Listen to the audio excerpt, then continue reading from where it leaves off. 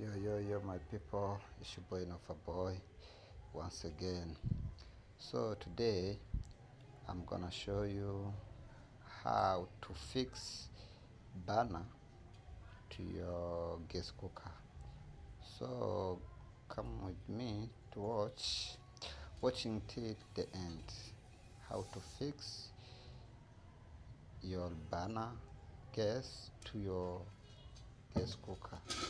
So today, first of all, unachukua gesi yako, tukio gas na bana yako, then unakuwa makini kwenye hapo kwa kuweka, unaweka vizuri pole pole.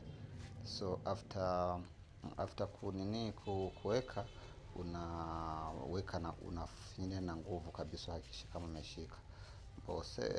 Second, unachukua nini yenye kuna na pofu, unachukua sabuni yenye iko na pofu, unaweka kwenye hiyo seed ya gas na bana kwenye meshikana, ndio uone kama itatoka. Ukiona na pofu hapo inatoka, that's why itakuwa haijakaa vizuri, lakini unaona gesi yetu hapo ilikuwa iko vizuri, haitoi gesi yoyote. So after ya hapo una clean na sabuni. After una clean na sabuni ili gesi iko safi, kwa sababu unapotoa kwenye kwa soko ama umenunua, inakuwa ziko chafu kwa sababu ya vumbi, unajua zinakaa nje, vitu kama hivyo. So una make sure umeclean vizuri, gesi iko vizuri, naona lakini tatizo ni moja, usioshe hapo kwa bana juu.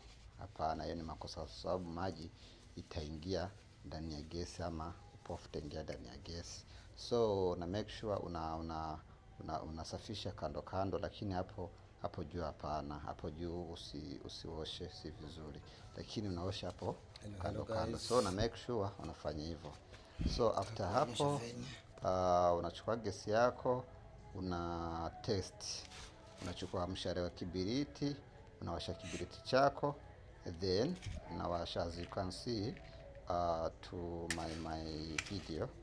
Unachukua kibiriti, unawasha, unaona hapo inawaka, but hapo unakume make sure kwanza mwanzo kama haivuji, kwa sababu before kama huja make sure kama haijavuja, so inaweza kuleta tatizo ama ikalipuka. So that's why hapo before tuwa tumejaribu kwanza tukaangalia kwamba haivuji. So sasa ndio tumewasha mshale wa kibiriti, tumemake sure gesi inawaka vizuri. So today nilikuwa na